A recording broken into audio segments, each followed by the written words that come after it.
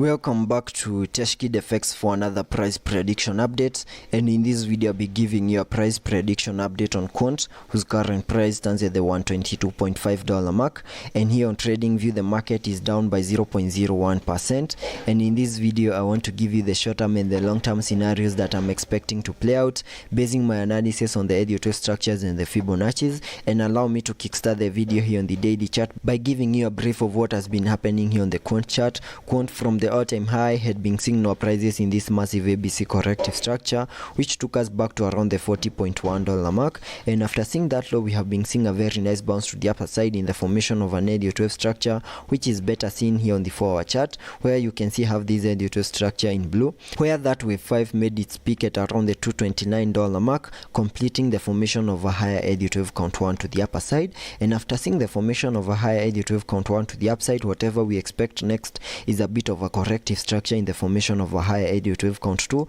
and once we see the formation of that corrective structure, then from there we can expect an impulsive movement to the upside in the formation of that wave 3, and there are chances that we might not have seen the low for this higher ED12 count 2, which is right here at around the $94.4 mark, and that is what is going to give me my short-term scenarios. And here on the 4-hour chart you can see we have formed a chart pattern that is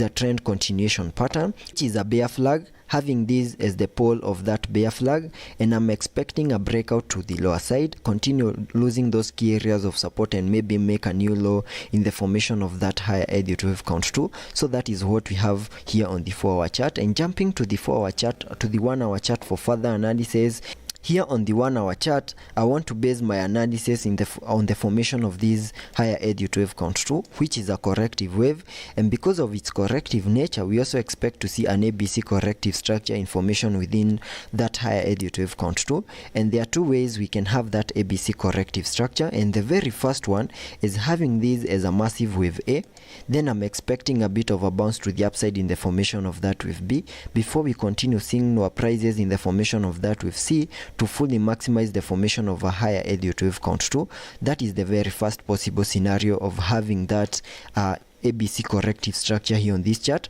and sketching out a minimum target area to the upside in the formation of this wave B by connecting the Fibonacci's from the low of the first wave, that is the wave A, connecting the Fibonacci's from the wave A to the low of that wave A.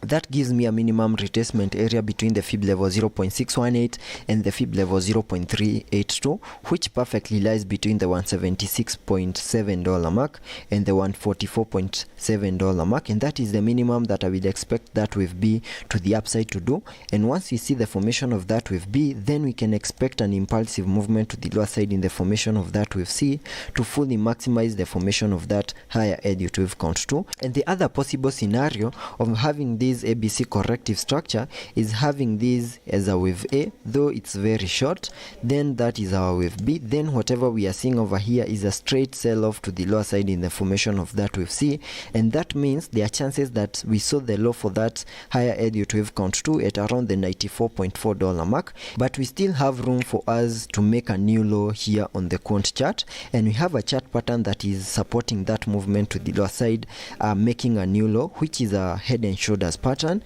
And if I draw it out, we can have this as the left shoulder of that head and shoulders pattern. Then we have seen the head, then the neckline, then we have also seen the right shoulder information right here, and there are chances that very soon, in case we lose the 20-day MA and there is also a negative impact once the FOMC meeting is over, there are chances that we might see an increase in volatility and also an increase in the selling momentum that could give rise to the breakout out of this head and shoulders pattern over here. And this is a chart pattern that gives us a minimum target area of the breakout as the height between the head and the neckline, and we can get that height and then place the height below the neckline, giving me a minimum target area back to around the $91.5 mark. And those are my two possible scenarios of having that ABC corrective structure over here, and also the chances of making a new low here on the Quant chart in the formation of that higher ED12 count 2, and also taking a look at the indicators to see what movements will be supported here on the RSI. On the 1-hour RSI we are trading at around the 55 mark, meaning we have massive room for us to support any movements to the upside and also to the low.